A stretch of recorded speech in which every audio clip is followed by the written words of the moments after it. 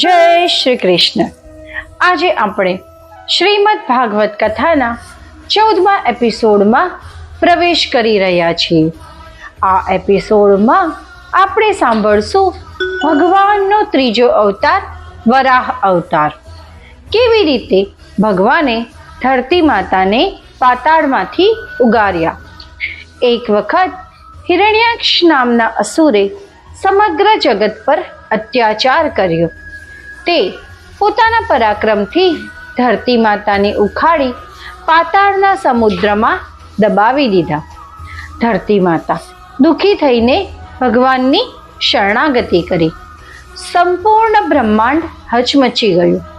દેવતાઓ વ્યાકુળ થયા અને ભગવાન વિષ્ણુને પ્રાર્થના કરી. ત્યારે ભગવાને ધારણ કર્યો વરાહ સ્વરૂપ. વિશાળ દેહ, તેજસ્વી દાઢ, સિંહ સમાન ગર્જના. ભગવાન વરાહ ગર્જના કરતા જ સમુદ્રમાં પ્રવેશ્યા. સંપૂર્ણ દેવલોક આનંદથી ગુંજી ઉઠ્યો. જય જય વરાહદેવ. પાતાળમાં ભગવાનનો સામનો થયો હિરણ્યાક્ષ સાથે. યુદ્ધ ભયંકર થયું. દેવતાઓ પણ ધ્રુજી ઉઠ્યા. અંતે ભગવાને પોતાના દિવ્ય દાંતથી અસુરનો નાશ કર્યો. ત્યારબાદ ભગવાને પોતાની દાઢ પર ધરતી માતાને ઉંચક્યા.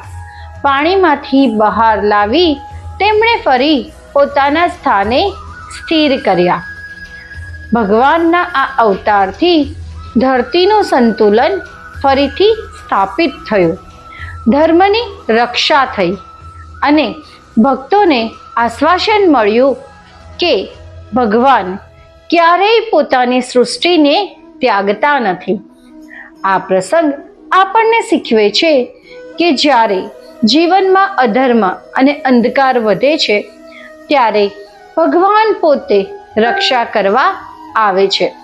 ધરતી માત્ર પદાર્થ નથી, એ ધરતી માતા છે. એને સાચવવું એ જ ધર્મ છે.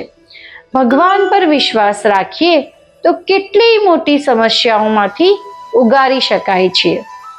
આગામી એપિસોડમાં આપણે સાંભળશું ભગવાનનો ચોથો અવતાર નરસિંહ અવતાર. કેવી રીતે ભગવાને ભક્ત પ્રહલાદની રક્ષા કરી અને હિરણ્યકશ્યપુનો નાશ કર્યો. આજે આપણે સાંભળ્યું ભગવાનના ત્રીજા અવતાર વરાહ અવતારની અદ્ભુત કથા. ચાલો આપણે પણ જીવનમાં શીખીએ કે ભગવાન હંમેશા ધર્મ અને ભક્તોની રક્ષા કરે છે. માટે જ ચેનલને સબસ્ક્રાઈબ કરવાનું ભૂલશો નહીં. લાઈક કરો અને આ પવિત્ર સંદેશ અનેક ભક્તો સુધી પહોંચાડો. જય શ્રી કૃષ્ણ.